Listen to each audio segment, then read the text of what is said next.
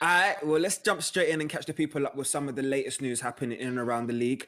And we have to start in Brooklyn because you know we go hard. The Nets guard Spencer Dinwiddie has been diagnosed with a partially torn right ACL this week, the league confirmed. Look, he's scheduled for surgery next week, but it's difficult to kind of digest this because Spencer Dinwiddie has been seen as durable throughout his career. As we saw, that injury on Sunday night was quite bad. So look, guys, the prayers are up for Spencer. We all know injuries are part and parcel of the game, but Ovie, Dinwiddie, 27 years old. We saw him have his breakout season last year, averaging a career high, 20 points, 6.5 assists. How big of a blow is this for the Nets in terms of their aspirations this year? I think anytime you lose a player of his talent level, of his skill level, and a player that can play multiple different positions, especially at the guard position, it's going to hurt you when those kind of guys go down. You know, last season we saw he played a point guard, I think, for just over 40, 45 games or something like that. And he was very effective. He averaged around 21, 7 and like 3 or something like that. So knowing Kyrie's history of maybe, you know, he might be down at some point in the season or he might be taking a break. We know he hasn't played a full season, I don't think, since he's come in the league. So that's going to hurt them, I think, when it comes to depth at that particular position at the point guard spot. However, the Brooklyn Nets are one of the deepest teams in the NBA this year, I think. So I think they'll figure things out. But we've only had a small sort of sample size. We saw him sort of slide into that complementary role behind Kyrie and KD quite naturally, in fairness to him. And even in moments last season, we kind of saw him step up. So I ask, how big of a blow is this actually for the Nets? You know, well, first of all, I want to say, you know, it's terrible to see any player getting injured. And as big of a blow it could be for the Nets, I feel like on a personal level, for Spencer, he's coming up to be a free agent. You know, he's got a player option this summer that he may now have to opt in and take because he was in line for a big payday in the upcoming offseason. Because, you know, he's been showing off his talents, he's been showing off his skills. And like last season, when Kyrie was out, he had the Nets playing at the same level as they did when Kyrie was on the court. So he's really showed that he's a starting caliber guard in this league and he's really made a name for himself. And I think people expected him to continue that this season, and playing alongside more talented players like Kevin Durant and Kyrie Irving would potentially even open up the floor for him a little bit. So we saw how good the Nets were in their first couple of games this season, and it's obviously a huge blow to their depth. They are one of the deepest teams in the league, as Ovie said. So it's a big loss for them. I don't know where it stands in terms of them getting an injured player exception. They might be able to get 50% of his contract salary back so that they can go and sign someone else to replace him. I don't know what the ruling is on that or if they've applied for it yet. But, you know, it's horrible to see any player go down with an injury, especially, you know, someone as talented as Spencer. BJ, look, whether ACLs are torn fully or partially, they're always difficult to recover from. But looking at the sort of the Nets injury history, and you look at Kyrie, who, as Ovie just alluded to, hasn't really completed a whole season in the league without sort of having or suffering from some sort of injury. And KD, of course, is coming back from an Achilles injury. So Dinwiddie's injury could actually have bigger implications on the Nets' fortune than we're thinking, correct? Yes, I would agree with that. Just from the standpoint that this is a team that has championship aspirations. And with that comes the expectations of figuring out what you're going to do, because you have not one, but two players who's going to bring that level of expectation there in Brooklyn. You're talking about Kevin Durant and you're talking about Kyrie Irving. Kyrie Irving, we're all aware in the NBA world of his past with histories and being able and his ability to miss games. But when he is healthy, he's one of the best in the business at doing what he does, and he does it very, very well. The thing that's interesting was I was looking at Spencer Dinwiddie's in the first 2 or 3 games that he did play, his ability, he was going from a scorer to now more of a facilitator and initiator of the offense, because Kyrie Irving is such a dynamic scorer. Guys, we may have to ask Steve Nash now to come out of retirement, because he may be the best option right now to play that role that Spencer Dinwiddie is down. But all jokes aside, you know what? This team is going to have the next man up mentality. They're going to have to figure it out and really plug and play, because this is a very good team. Kevin Durant is playing terrific basketball when he's healthy. And right now, you know, they lost their last game there to Memphis, and they're going to figure out very quickly how to get back on the winning side of the ball, because you know what? The games are coming and teams are going to continue to play, and that's a big loss for them. So interesting to hear all of you talk about the depth. Look, we like Spencer Dinwiddie both on and off the court. And as you alluded to, Mo, it's a big year coming up for him in terms of with that player option. Look, just for the Nets fans out there, Spencer's actually suffered an ACL injury before in his junior year at Colorado. So it's something that he's probably used to and he probably know about recovering better than most. But gents, let's switch gears. And I want to talk about something that's got me really excited this week in terms of with the wider NBA, and the topic of expansion has resurfaced again. Adam Silver this week has spoken, and I will actually get his quote correct. The league has looked into its analysis of the ramifications of expanding beyond 30 teams. And its proposal is something that they're currently considering. Now, BJ, the NBA hasn't added a team since we were talking off camera, since 2002, when we saw Charlotte turn into the Hornets and then the Bobcats. So what's your thoughts on this possible expansion? And also, I'm going to put pressure on you. What market would you love to see the NBA expand into? Well, I'm going to take the first. The market, I want to see Europe. I want to see an NBA Europe division. If you're going to do it, I want to see a team in London. I want to see a team in Germany. I want to see a team in France. I think that is the best way for the league, business-wise, to expand and continue to move forward and grow the game. Why? Because you look at our league now, a third of the players are foreign-born players. I think it's only natural that you go outside of the NBA to have a European division, and I think that makes good business sense. On the other hand, for the game itself, when you look at the league, the game has expanded. There's so many jobs. You're going to really disrupt the competitive balance in the NBA if you continue to expand, because there are only so many players that can play the game at that level. So I think the league it's a fine line of not growing too fast, because you want to keep the game at a high level. And if you continue to expand, well, let's say 4 more teams, the league will get watered down even more than what it is right now. And I don't think that would be a good look for the NBA. But I love the idea. I love the fact that there could be a European division. I think it will make good business sense. I think it will make good business sense for the NBA to look at that as a viable option moving forward. Mo, this is why BJ's our brother. Look at him trying to put a European franchise out here already. But Mo, I'm asking you, look, the commissioners come out and said, look, the extra time because of the pandemic has allowed them to actually consider these plans. They're not saying it's on the front burner, but what are your thoughts in terms of an expansion, and where would you like to see a franchise? You know, my first and initial thought, you know, to echo BJ's sentiment of bringing a team over to Europe, over to London in particular. Mr. Silver, if you're watching, I can lose the hoodies and tracksuits in an instant. I can put on a 3-piece and be your GM. If we have a London franchise over here for the NBA, that general manager role, I'll build a superstar squad. Don't you worry about that. So just know we're going to have the finest talent on the squad. But anyway, you know, looking at the NBA expanding, I do think if it does happen, you know, from what I've heard, it will most likely be in US markets first, in terms of, you know, maybe putting a team back in Seattle with the Supersonics, and then I think Mexico City and a few other places as well that are a bit closer, just logistically and geographically, in terms of the travel back and forth to Europe. That is the only obstacle that's there at the moment. But you know what I mean? I love the game of basketball, and as many people can watch it and as many fans can get to go and experience the live games, hopefully when all of this madness is over and all the fans can start returning. You know, I just love spreading the game of basketball, spreading that love, and, you know, giving more opportunities for fans to see their favorite players come into town and put on a show. I think it's amazing. Ovie, you like myself have been a Brit that's lived in the States. There's a lot of cities that would love the chance for an NBA franchise. Ideally, if we're talking about the growth and expansion, where would you love to see the NBA go? I think Mo touched on it as far as the Supersonics. I think they had something great before, obviously, the team moved down to Oklahoma. But naturally, as far as expansion-wise, I think you're going to have to make it either a team somewhere in Canada or maybe South America or Central America, just for the logistics-wise. I think Mexico would be a great move. I think the Latin community, they love basketball. It's got huge potential there. And I think it can very easily make that jump down to the South America to being a really big thing. You know what I'm saying? If you have sort of NBA arenas with that soccer craze, which I think that's as close to America as you can find sort of people going crazy about soccer.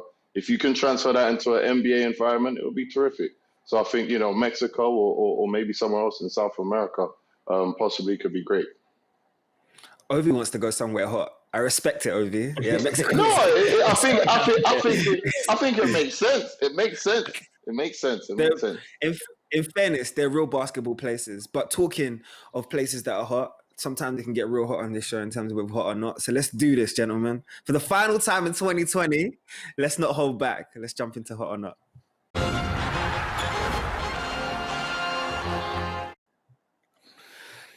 But ladies and gentlemen, I've been watching basketball since the 90s and covering the league for a long time. Since about 2015. In fairness, in the last 2 years with Sky Sports. But this isn't about me because I couldn't believe what I watched this week.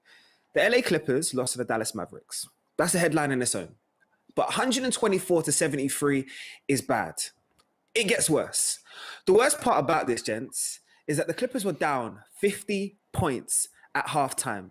It is now the most lopsided deficit in NBA history. Now, I'm going to try and defend some of the Clipper fans here. I had to add some context. There was no Kawhi Leonard. But Mo, 50 points at halftime. It has left me with this hot take, and there is no two ways about it. The Clippers are lost without Kawhi Leonard. Now, JD, you might be noticing something this week. The fade ain't fresh like it usually is. I'm not been to the Sagas. But once again, we ain't trusting those Clippers. The Clippers gone clip. And listen. All right, now here's the thing. I think everyone's expecting me to go off on the Clippers right now. And, this is how I see it.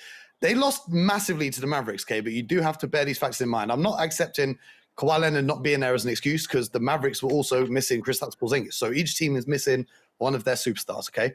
But you got to factor in, I think it was like a 12:30 tip-off in LA on a Sunday. They had been in Denver on the Friday night, and they finished late in Denver for their Christmas game, flew back, had Christmas with their families, and then went to play this game on the Sunday, whereas the Mavericks were already in town because they played the Lakers beforehand. So even though it was a home game for the Clippers, they were the ones doing all the traveling. So you can factor that in. And, Paul George came out after the game and he said, he celebrated Christmas a bit too much or whatever, and he wasn't ready to play. First of all, that's not acceptable. If you're a professional basketball player, are you not embarrassed that this is what you're doing, losing by 50 points because you celebrated Christmas too much? I can't accept that. But here's why I'll say they're not lost without Kawhi Leonard. When I was watching the game, they were generating good looks. These were just shots that weren't going in. A lot of shots were just rimming in and out. The ball just wasn't going their way. And every team has one of these days where there seems to just be a lid on the basket. And, watching this game is they were just missing jump shots and, Tyronn Lue should have tried to attack the paint more and whatnot. But, the more of these jump shots you miss and the bigger the lead builds, that's when the frustration started to build and that's when the turnovers started coming into play. That's when the miscommunication on defense started coming into play. And that's when it really spiraled to go out of hand. What I will say in their defense is it's the first 3 games of the season. I don't really like to judge a team until it's like 10 or 15 games in. And they are getting new pieces adjusted to the system that they're running. They've got a new coach in Tyronn Lue, who's been promoted from assistant. And they've also got guys like, Serge Ibaka, Nicholas Batum, Luke Kennard, who were all new additions to the roster. And they didn't really have the full preseason and training camp and everything to really get to know their teammates and everything that's running through. Whereas the Dallas Mavericks seems to have a little bit more of an air of continuity. So I don't think they're lost without Kawhi Leonard because I feel like even if Kawhi Leonard had played, they would have still lost this game and they probably would have lost by maybe 40 points instead of 50. It's still not going to make a difference. They still would have got blown out. Everything was just not going their way. And it is what it is. I don't think that this is a sign of what's to come. But I do like the kind of mental edge it gives the Mavericks if they do meet up in the playoffs again this, postseason. BJ, I spoke to Pat Bev after the game and he said that fatigue was a massive factor in their defeat. But you've been a part of this league for a long time. It seems like it's only recently where players are talking about this fatigue element and all the rest of it. I'm asking you genuinely, does that defeat say a lot about where the Clippers are at this moment in time, especially in Kawhi's absence? Well, guys, I'm going to show my age a little bit. I traveled in this league. When I first came in this league some 30 years ago, I traveled commercial. Tell him, BJ. I traveled on commercial airlines from city to city.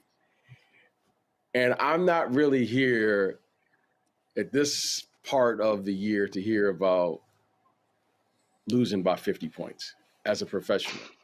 And being an ex-player, there's a level of professional pride that you have to have every time you take the floor. And there were a number of things that really bothered me about this loss, but there were two things in particular. One, you're down by 50 at half, and then you lose the game by 51. I have a problem with that. I have a serious problem with that. And then the second thing that really bothered me, probably more than that, was this is a championship caliber team. We're not talking about a team that we expect to just maybe sneak into the playoffs. We're talking about a team here that was built with high caliber, all-star level players, Kawhi Leonard and Paul George, and then you lose by 51. There's something that I think the Clippers, we saw it in the bubble, and we just kind of chalked it up, or at least I did, as, there were different things that were happening in the bubble. But now this caught my attention. There's something going on internally with this group that needs to be addressed, because you don't lose by 50 points. Okay, you lose by 20. You're down by 30 or 40. You cut the lead to 20 just because you have professional pride. Maybe the guys off the bench who don't get a chance to play, they're like, you know what? Hey, this is my moment. I'm going to show that I deserve more minutes, or whatever the case may be. They actually, in the second half, it was the same. It was the same effort. You can't tell me that Dallas is that good or that much better than the Clippers, I should say. So I was bothered on a lot of different levels. I'm glad I'm here with you guys and not on that plane or in that locker room, because this is the first time that I've ever said this when I watched the game. I don't know what to say. I didn't know what to say watching the game. I didn't know what to say if you guys were my teammates. What would I say to you? What does the coach say to me at halftime? I wanted to just hear what was the halftime speech. So without going on and on here, I was bothered on a lot of levels about that loss. But in particular, I expected more from this group. I expect more for them the way you compete. And you know what? Okay, your game plan maybe is good or bad, but I will say this. There's no substitute for effort and energy. And that is on me as a player. I have to bring the effort and energy necessary. Okay, you miss a shot or two, but that doesn't mean I can't box out. That doesn't mean I can't defend. So if you're going to be a championship caliber team, guys, if I don't score and you don't score, the score is still 0-0. So why they couldn't stop anyone? Or at least you couldn't get in and contest shots. So there was a lot of things for us to pick at, but that game, losing, some nights you're going to lose. You're going to lose big, but you don't lose by 51 points. Ovie, BJ hit the nail on the head. Where was the energy? Where was the pride? Where was the dedication? I mean, do you agree that the Clippers are actually lost without Kawhi Leonard? It's hard not to agree with that, man. It really is hard not to. And I say that not because of this team not having the talent or not having the ability to perform, but it's a mindset thing. I've harped on about this time and time again. You probably know what's about to come out of my mouth, but it's about the culture that they've built there as a team amongst each other, as teammates. And I think this is a culture, it's something that comes quite naturally to Kawhi Leonard. And even if it hasn't, he's been a part of very, very successful cultures, and he's enabled things that he's learned there to translate over to winning at different clubs. This is something that I don't think Paul George has.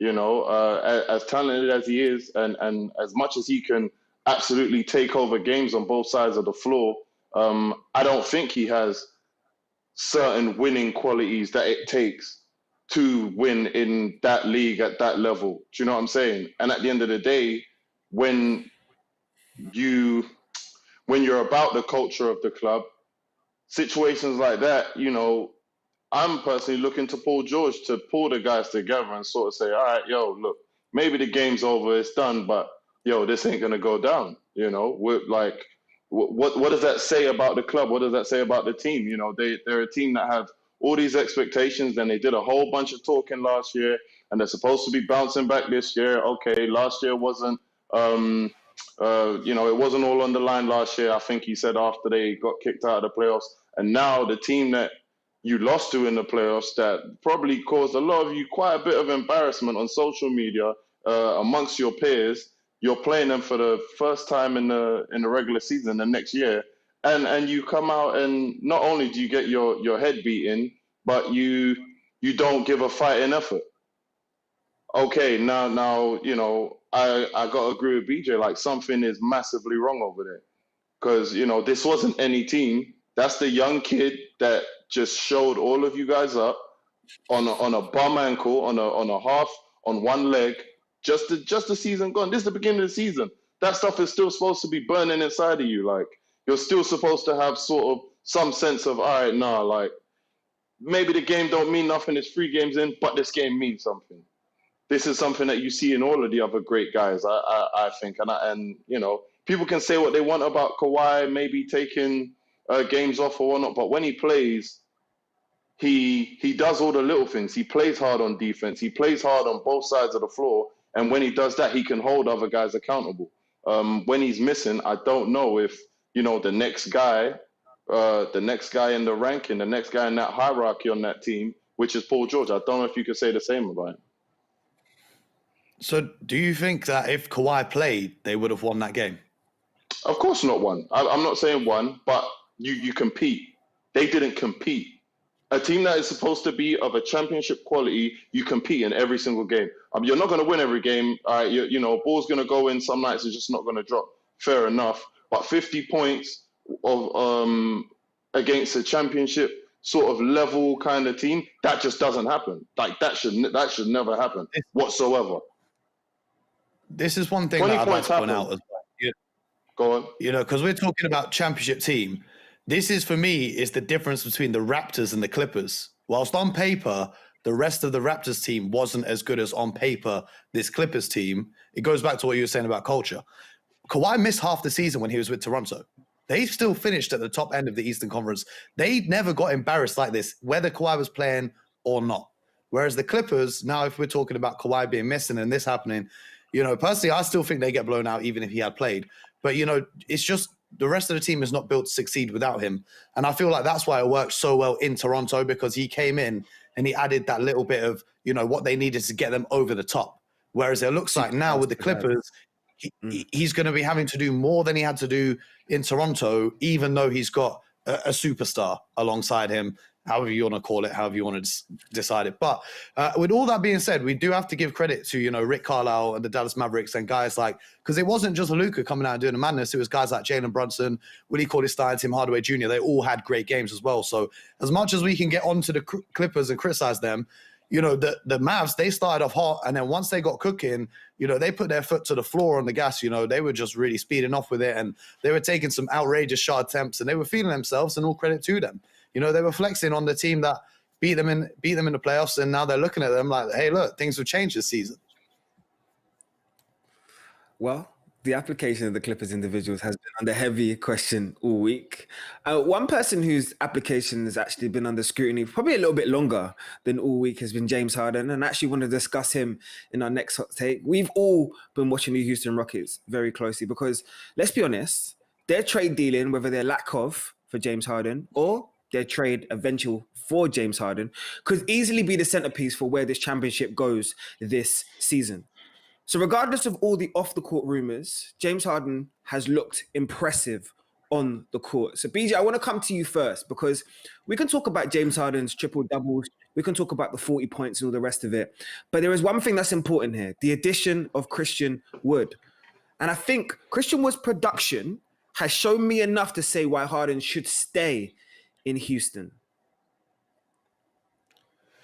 Well, James Harden has been a subject and a topic that has been running rampant in the NBA, not for what he does when he does play on the court, but what's going on off the court.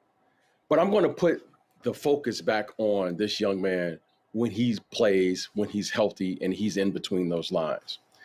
In the first game of the season, James Harden had 44 points and like 17 assists. Now, here's a young man that missed all of training camp. Clearly, he can't be in condition. By the photos that we've seen, he doesn't look like he's in tip-top condition right now. But in spite of all of that, he comes out and has 44 points and 17 assists in an NBA game versus all-star caliber players in Damian Lillard and CJ McCullough.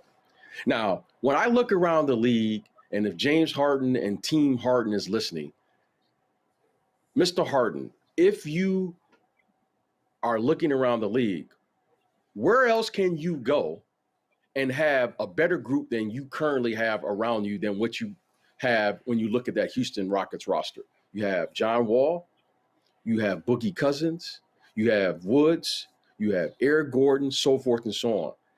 I think when you look around, because wherever he goes, if he is traded, you're going to have to give so much in return to get him. You're going to deplete the rest of the team. When I look at this roster of the Houston Rockets, I said, that's a pretty good team. And James Harden has a pretty nice setup there. He has a pretty nice setup. And wherever he goes, he probably won't be the number one guy if he goes and gets traded. That is a very difficult thing to do when you get traded. Kevin Durant, he goes to, recently we just look at guys. Kevin Durant, when he goes to Golden State, well, he might have been the number one guy, arguably, but, it was still, Steph Curry was there, Draymond Green was there, Klay Thompson was there.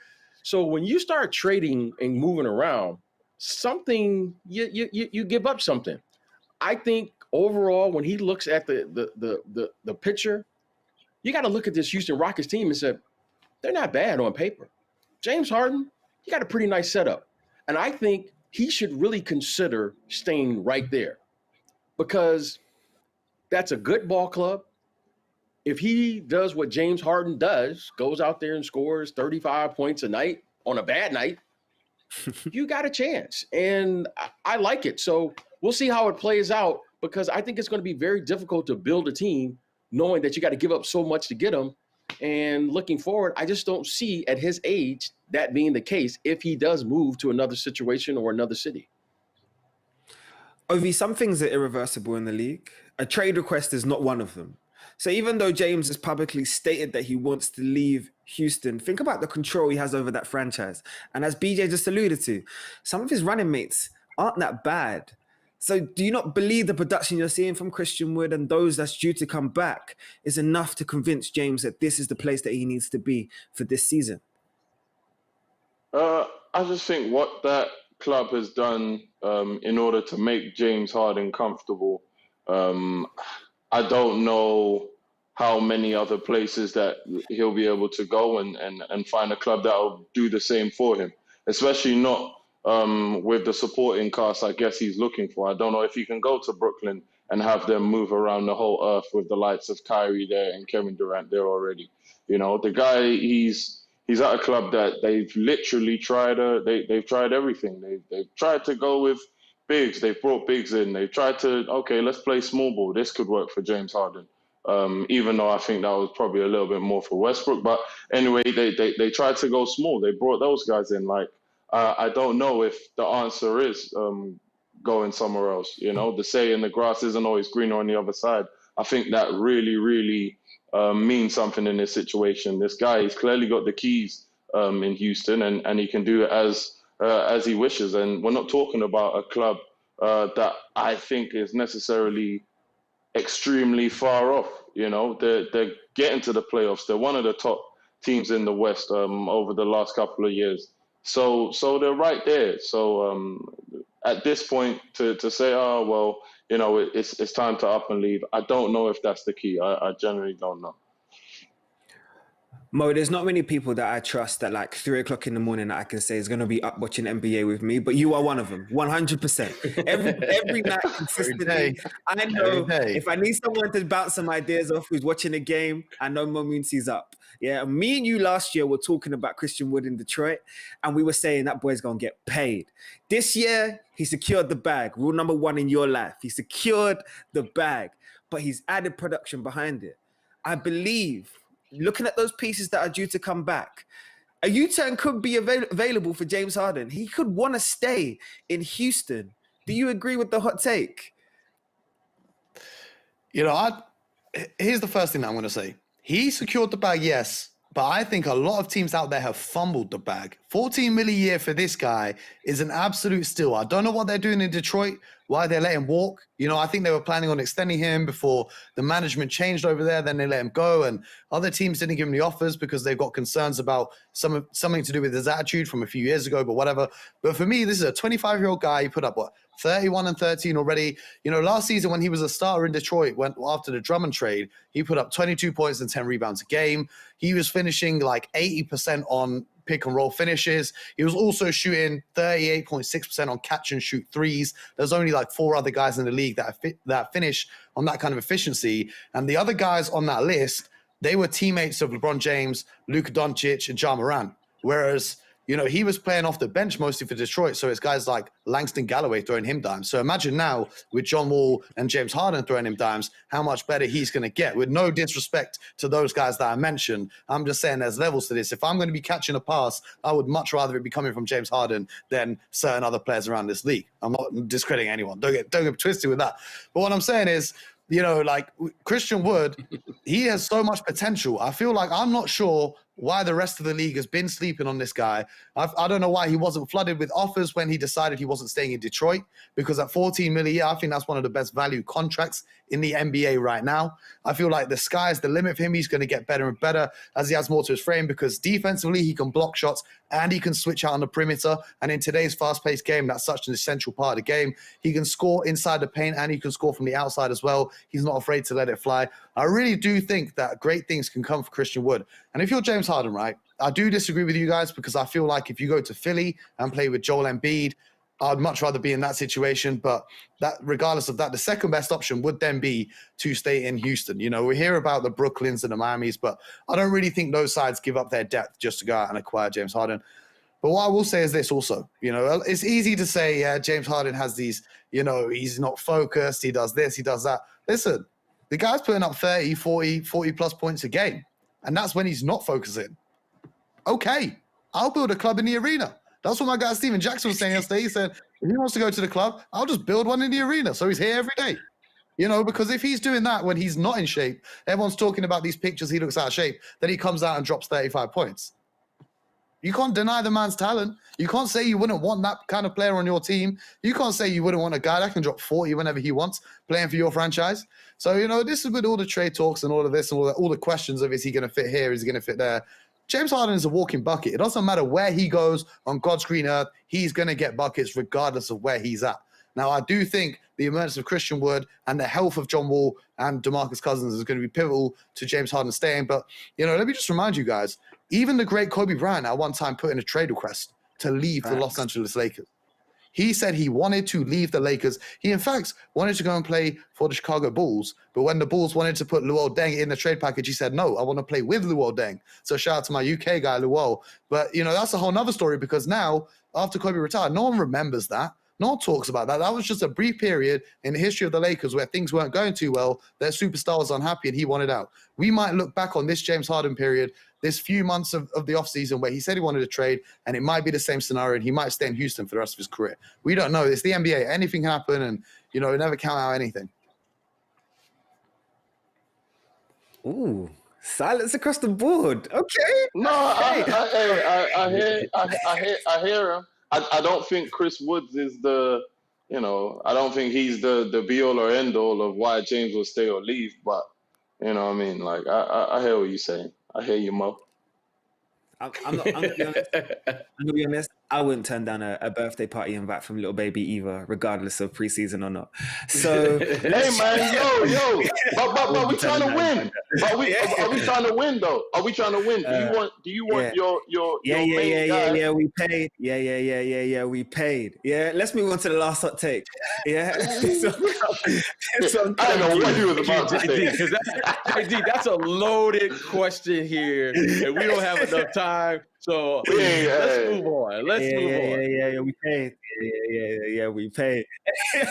But look, let's move on to our last hot take. And it actually comes from my guy, Omar, who's been tuning into the show. So shout out to you, Omar, because you've actually struck up a topic for discussion that had the group chat ringing off last night. And I need to take a deep breath before I say this, because I couldn't believe it, but some on this panel might defend you. So he believes, off of the showing so far in his career, and especially what he's seen this season, Kyrie Irving is the best point guard in the league right now. Ovie, you're a man of the people, so I need your response to this hot take. You know what?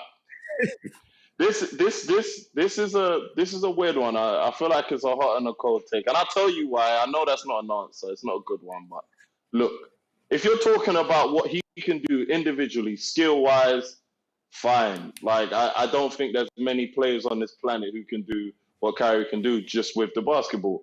But now, when you're talking about a point guard position, which in my opinion is to do with much more than just your individual productivity, and it's about how you can control the team, how you are in the locker room, all of these other things that might not show up in the stat sheet, and we as NBA fans, we might not necessarily be able to pick up on. There's many attributes that people can add to a team and add to the success of a team that aren't so plainly visible.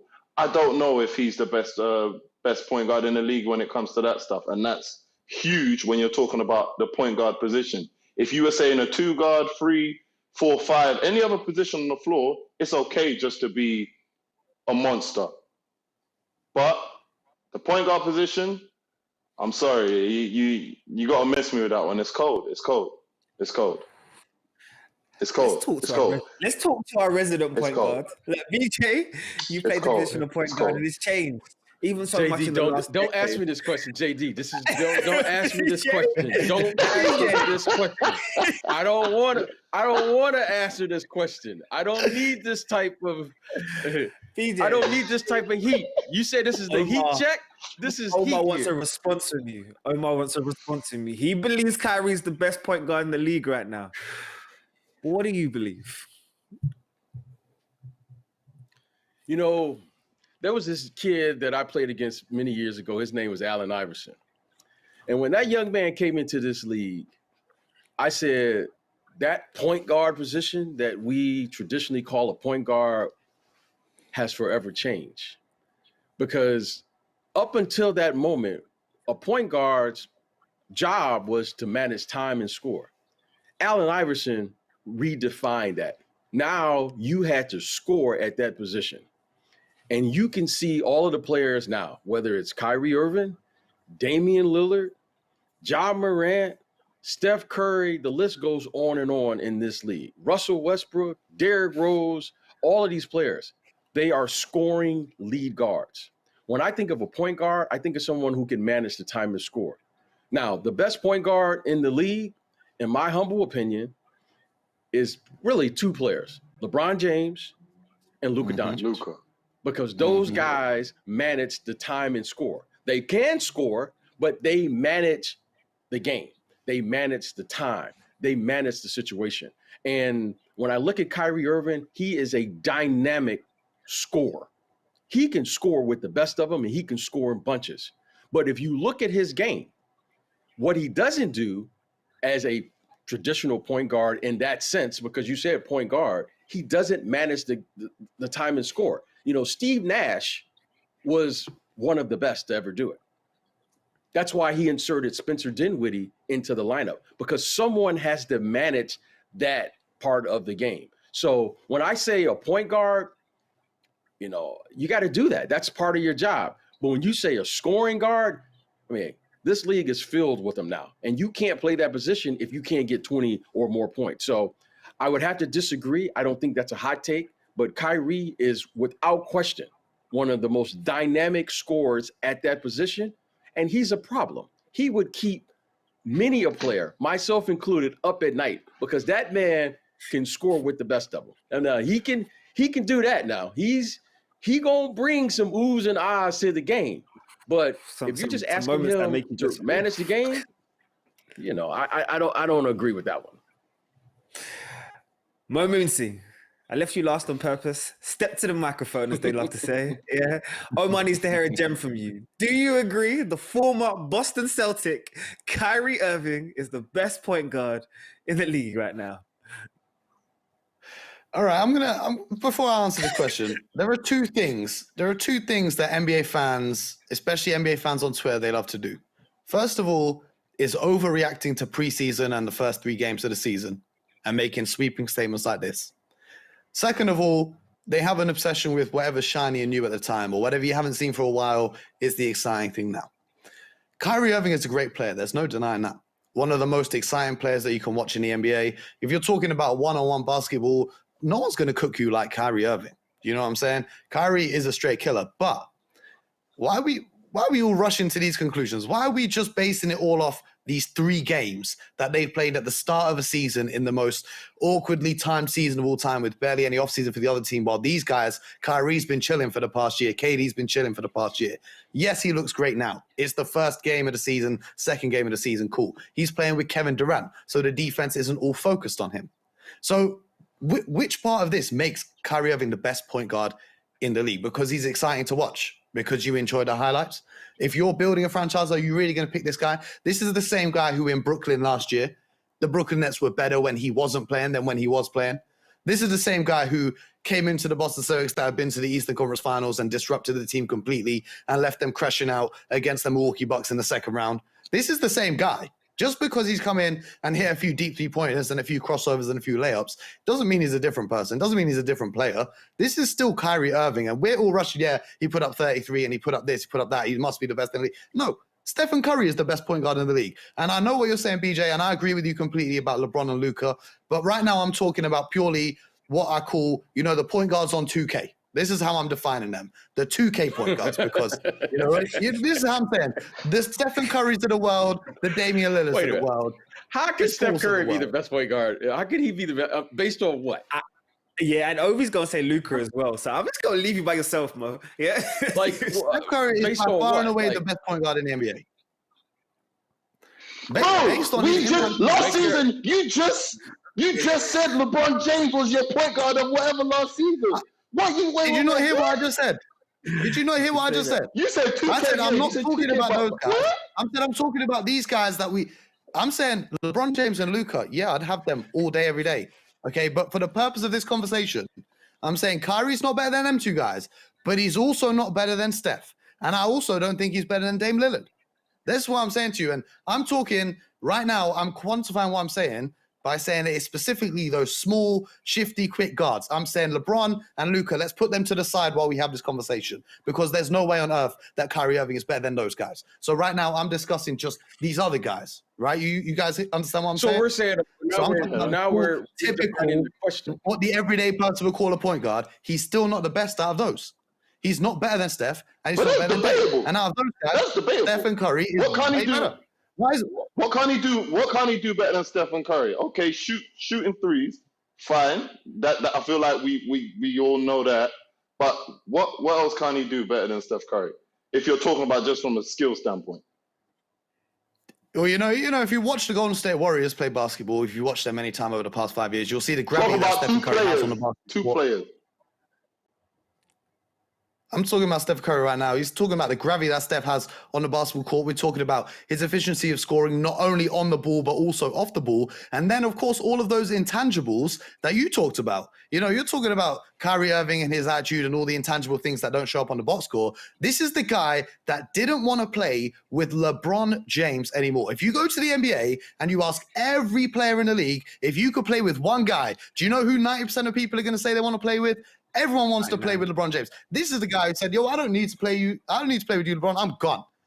So you're telling me Stephen Curry, on the other hand, is a player who said, I'll play with anyone. Kevin Durant, you want to join us? All right, roll true. I'll accommodate you in the offense because I'm the point guard of this team. I'm going to make sure you still get your shots. I'm going to make sure you still get your 30 points. That's the difference between those two. You telling me if you were starting a franchise, you would rather have Kyrie Irving than Stephen Curry. And don't base it off what we've seen this season, Stephen Curry coming off a broken hand, playing with Andrew Wiggins and Kelly Oubre, who can't score from outside of the paint on his team. Don't let that recency bias get you caught up. Let's keep it 100. Stephen Curry is one of the most dominant basketball players of all time that we've ever seen. And Stephen Curry has been consistently great for so long that we've now got to a point where everyone discounts his greatness and forgets what he really brings to the table just because you're so used to seeing it.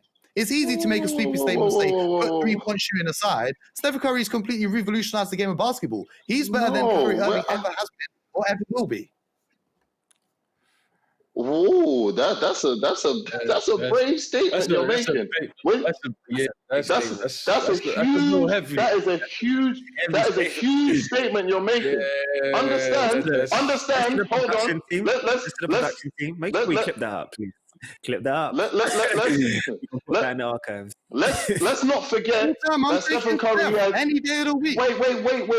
Wait. Let's not forget Stephen Curry has also played alongside probably one of the other best shooters of all time. I feel like we can all agree in Klay Thompson, someone who was able to score, what was it, 60-something points? And how long did he have the ball in his hands? You know, so when you have someone else on your roster with that kind of productivity, and we've never seen Stephen Curry win big without Klay by his side, and then, you know, you want to go ahead and add the likes of Draymond. When he first came into the league, he was obviously a very different player. And then on top of that, you want to add the likes of KD. So come on, like let's not make wild statements. Let me address your point. That's all I'm saying. Let me address your points. Klay Thompson. I'm saying player for player. Look. Let me just finish. Let me just finish. All right. Let me finish, and then you can address everything. Cool, bro. Player for player, skill for skill. I don't think you're crazy for picking anyone, either of the two. I think you can very easily say Steph Curry. Cool, that's an argument. But to say it's not close and by miles and never would be and never could, like, you're tripping. You're tripping, Mo. You're tripping. I'm gonna leave it at that because I think you know who you're talking about. You know what Kyrie's on. You know what time he's on. So let's both just agree that statement there was wild. It was wild. No, it was drastic. You have to understand what I'm saying, okay? I'm not coming here to disrespect Kyrie Irving, okay? And if we were playing pick-up on a park, if we were playing one-on-one, I would pick Kyrie Irving. But we're talking about NBA basketball. We're talking about building an NBA roster. We're not talking about how skilled you are one-on-one, your scoring abilities. We're not talking about if you're playing pickup or whatever else. I would pick Kyrie. I have no questions over how talented he is. I'm talking about building a team. So let me address the points you made, Ovie. You're talking about Klay Thompson, who gets off all those shots without needing to take a dribble. Why is he able to do that? Because the entire defense is so worried about Stephen Curry. Klay Thompson's not doing that on another team. Klay Thompson's not doing that when Steph Curry's not there.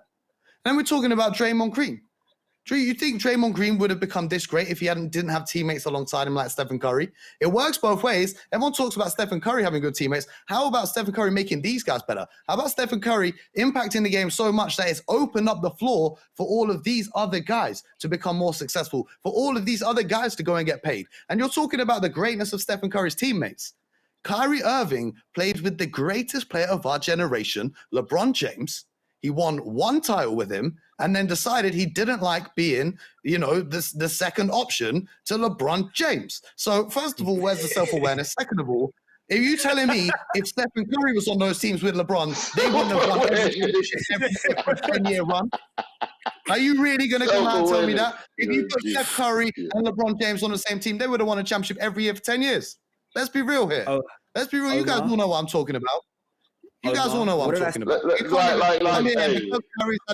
Games. Last thing I'm gonna say. Last thing I'm gonna say. We're gonna be here all day. Last thing I'm gonna say is, there's no leg to no, just listen.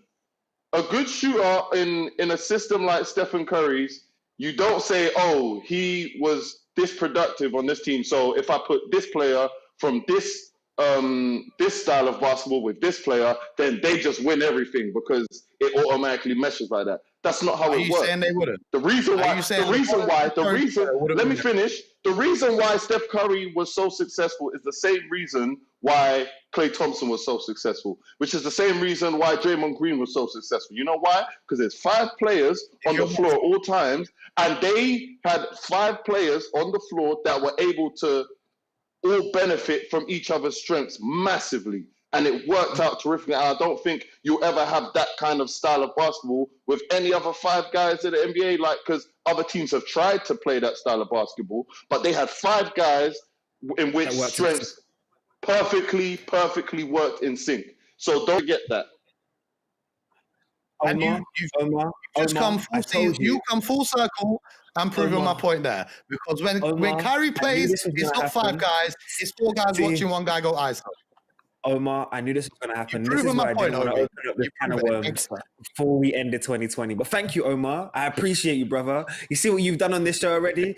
A lot of people wanted to go out of 2020 with low blood pressure. Now you got Mo and Ovie, arguing about who's the greatest, Steph and Kyrie. Yeah, so thank you very much, Omar. But talking about stuff that's happening both on and off the court, we need to actually discuss some of our season's awards in off the court segment right now.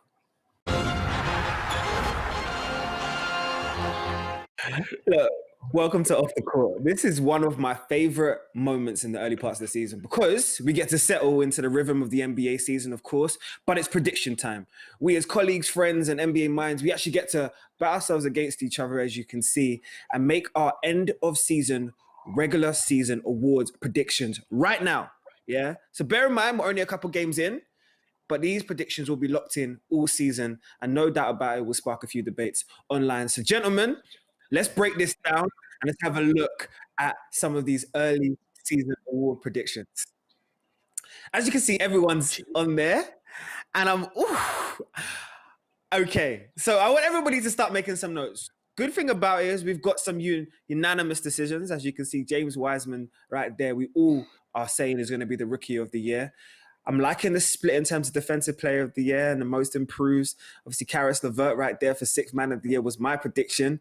But, gentlemen, I actually want to bring us in now because we do have some joints. We do have some decisions that are, let's say, a little bit questionable. But bringing you all in here, I need to go to BJ first. BJ? Yes. You have a very interesting name for MVP. Something that's making Mo Mooncey smile. And I need you to explain to me why you've decided to choose Jason Tatum as your MVP, my friend. Talk to me, BJ. Talk to me. Why do I have him? One, well, the league, if you look at the MVP, who've won the MVP over the last 4 to 5 years, it's really turned into a award of the next great player or the next player who is going to do 2 things. One, first of all, you got to play a significant amount of minutes, and then you're going to have to score the ball at a very high clip. Giannis, been there, done that. Luka Doncic, I think he could do it. I think he's probably the one that everyone is going to say is going to win it. But I'm not really sure if, health-wise, especially this year, whether he's going to play, I don't think he's going to play all 70 games. LeBron James, Anthony Davis, I don't think they're going to play enough games to do it. But Jason Tatum has something to prove. Jason Tatum is going to get you on a bad night 25 points. He's going to play enough minutes this year with Gordon Hayward gone. Well, I think he's going to score somewhere between 27 to 30 points. I think he will be the next one that the media will gravitate to. And I think when he starts scoring at that clip, and if they can win, and I expect them to win a significant amount of games this year, I think he's going to be the player that's going to suddenly step into that superstar status. He showed you glimpses. He's had his moments. And I think this year it's clearly his team.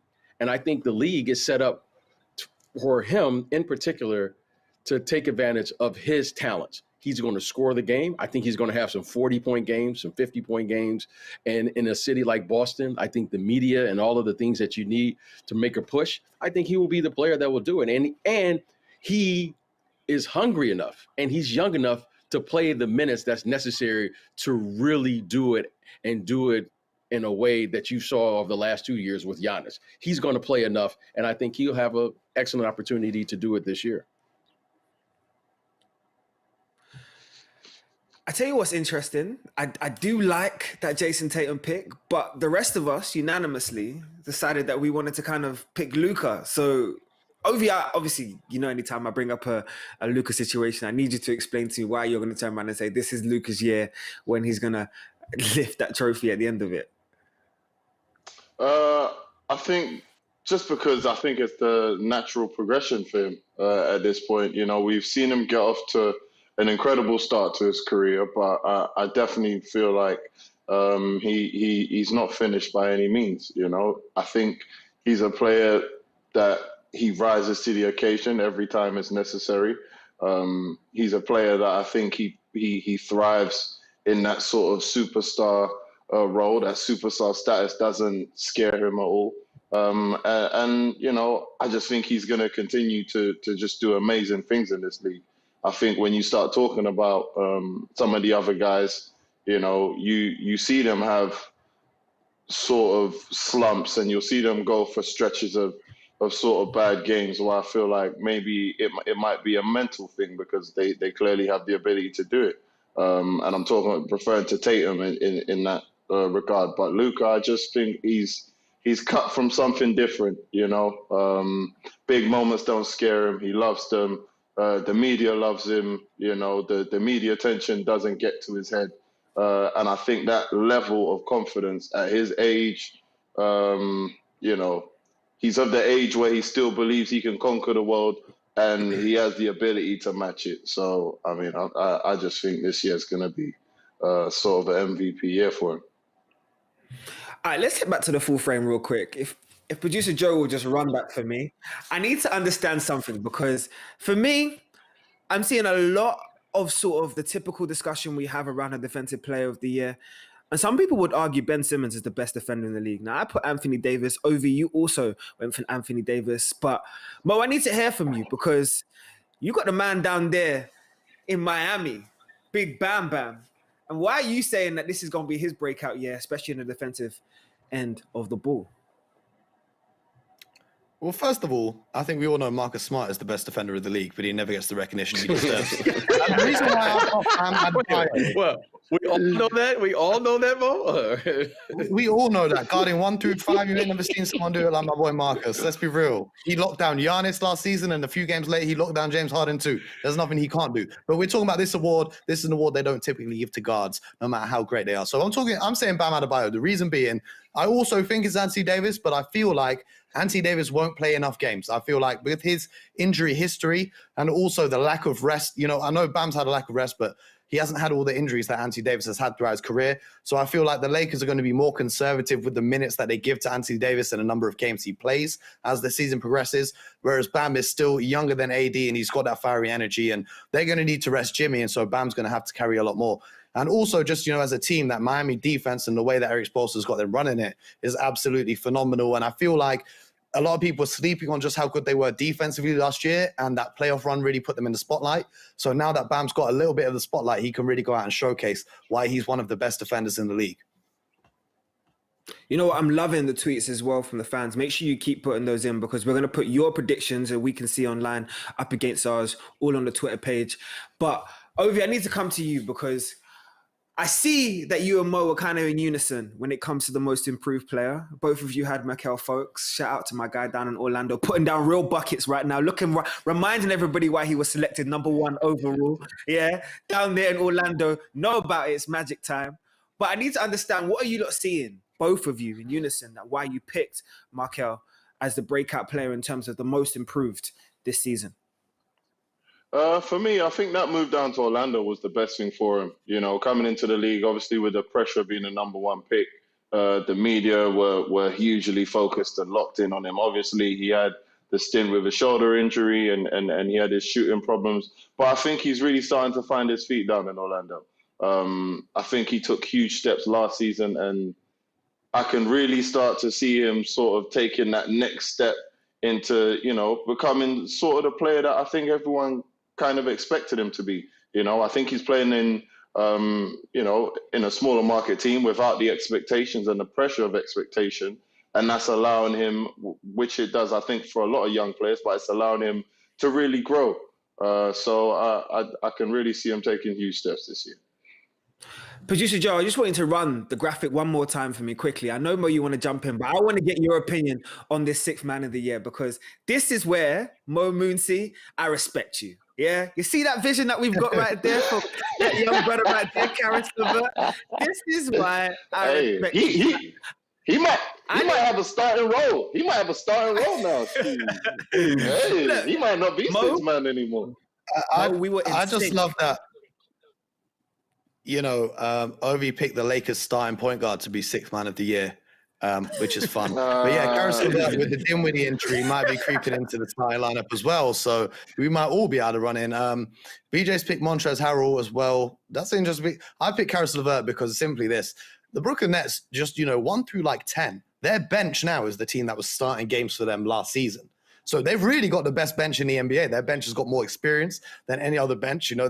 They're more well-seasoned. And, when you've got Kyrie and KD beating down teams and then you bring in Karis LeVert off the bench, it's easy money. It's easy money. You're already up. When you're playing and you're up 10, 20, 30 points, you got nothing to lose at that point. You can just go in, play your game, ball out. And that's why I feel like Karis LeVert was, up until the Dinwiddie injury, perfectly positioned to be that sixth man of the year. Now, whether he takes that starting role, I don't know. But, had that not happened, we saw just in the first 2 games of the season just how great he was at coming off the bench and dropping absolutely buckets. Like, we're talking about Kyrie and KD, but it was looking more like a big 3 with Karis LeVert joining the party up there in Brooklyn. BJ, why did you have Trez Harrell going back to back in terms of what you were going to see from terms of the sixth man of the year? Well, when you look at it, sixth man of the year, you have to define that role. Montrez has defined that role clearly of what he was going to do and his expectation when he came to the Lakers. We know what the Lakers are going to do. Their big 2 are going to play the way they play. LeBron James can play multiple positions. He can be a facilitator. He can play multiple positions. Anthony Davis can do the same. I think Montrezl Harrell every night knows what his job is. He's got to score somewhere between 15 and 20 points to take that burden of what he's going to do off the bench. And they're going to be a good team. At least we're expecting them to be a good team and have a good record. And when you have a player that is very capable of scoring 20 or more points in any given game, and he showed that throughout his career thus far, that I think his role is already set. I just think these other guys are still trying to figure it out. Is Karis LeVert, Karis LeVert was a starter last year, and he was a really good starter. Playing off the bench is a different role.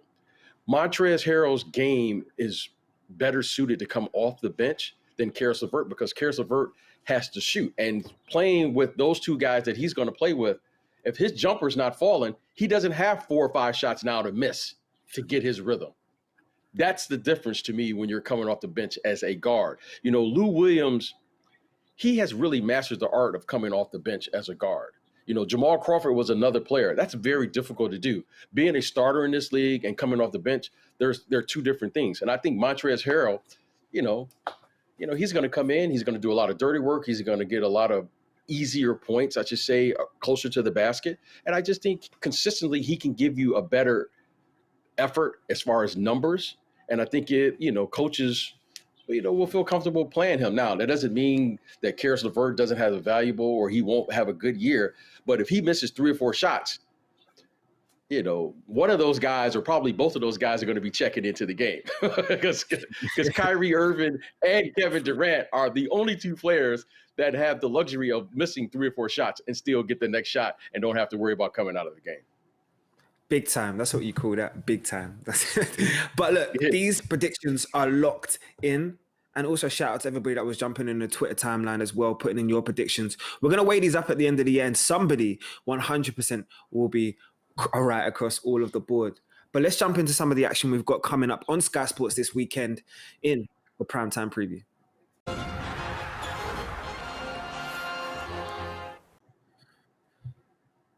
Yes, big double header in the NBA this weekend. And I'm going to start you off on Saturday night. 10 p.m. The Sacramento Kings against the Houston Rockets. The Sac Kings shining rookie down there, Tyrese Halliburton, and his running mate, De'Aaron Fox, going to be testing themselves against a Houston team. It's got a lot to prove. Coverage starts from 10 p.m. Sky Sports main event.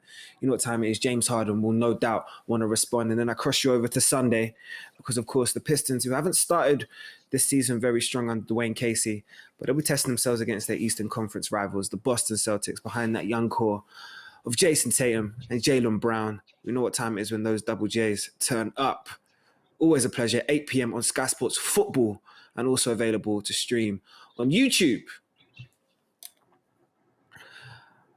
Mo, I just want to get a quick word from you on Saturday night's game between the Kings and the Rockets. Look, thoughts on both of those teams and how they've started this year and how you see that one playing out? You know, we've already talked a bit about the Rockets in terms of what James Harden and Christian Wood can bring. But in terms of the Kings, they've had some really fun games to get the season going. They've had some really close finishes that have gone down to the wire, especially that game against the Nuggets was fantastic. So I'm really excited to see what happens in this one because Houston, although Harden's put up some impressive performances, they're 0-2 right now. So I'm excited to see who takes the W in that one on Saturday night. BJ, if John Wall does return as we're expecting him to return, do you expect to see a former, all-star self in that Rockets jersey now? Well, I'm not. If John comes back, I'm really not, because it's so hard, especially for guards, to come back from major injuries. I hope that this season that I can see glimpses of what he's capable of doing. He really had a good preseason. He looks in really good shape. But, when you're talking about playing the way he plays, this young man plays, he plays full tilt. He's moving so fast out there. Hopefully we will see, glimpses here and there of what John Wall is capable of doing. Same with Kevin Durant coming back. Those are such significant injuries when you have your anterior Achilles. But he looked great in preseason. Hopefully, we can see him rounding himself into shape and he can get out there and just be consistent and be healthy, because the game really needs John Wall. He's a fun player. And I think, him hopefully and James Harden will figure out how to work together and they can stay down there and have a good year, because they really have some good players. And I'm looking forward to seeing his return and getting back healthy on the court. We need John Wall. We do need John Wall. Ovie, what have you made of that young core in the Sacktown, though? Behind Fox and Halliburton now, they're looking good. I think they've had, like Mo said, some close games. But I think, coming up against Houston Rockets is going to be a big test for them. I don't know if they have enough to deal with my boy, the Beard, even in as bad a shape as he is at the moment. He's obviously playing well. Wood's playing well.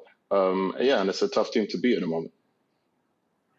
BJ, just a quick thought on obviously the Sunday matchup as well at Little Caesars Arena between Detroit and Boston. How you seeing this one play out? Yeah, and obviously I know that anytime Detroit's in the building, it's going to be a tough game. So how do you see the Boston? I was watching Detroit last night, and when I thought about talking about most improved, Josh Jackson has really played well there early in the season. He was a very high draft pick. He had 27 points last night in the loss to Atlanta. I think Detroit is in a situation where they are really trying to find and build a new identity based around talent, upgrade their talent from a year ago, and then their toughness, get back to what Detroit basketball means and really find themselves. So I expect a good game. Obviously, Jason Tatum and these guys are going to come in. They've had some success. They have two really, high energy effort players in Jason Tatum and Jaylen Brown. But I'm going to tell you what, Josh Jackson and Jeremy Grant, they've been playing well early on. So I expect them to come in, play well. Should be a good matchup on both sides of the ball. All of these guys can score, defend a little bit. So it should be a good game. Look, no doubt about it. The group chat will be going off because I know Mo will be ready on Sunday. I know Ovie will be ready on Sunday as well for what will be a good Eastern Conference matchup. But gentlemen, this has been a pleasure. What a way to finish off 2020. Before we go, I do want to give a massive fantasy shout out to LEK in the HeatCheck group. She has started off a legendary 1, 2, and 3 after game week 1. Please send me your tips because I need your help. I'm down there. But send me your tips, yeah? Shout out to you.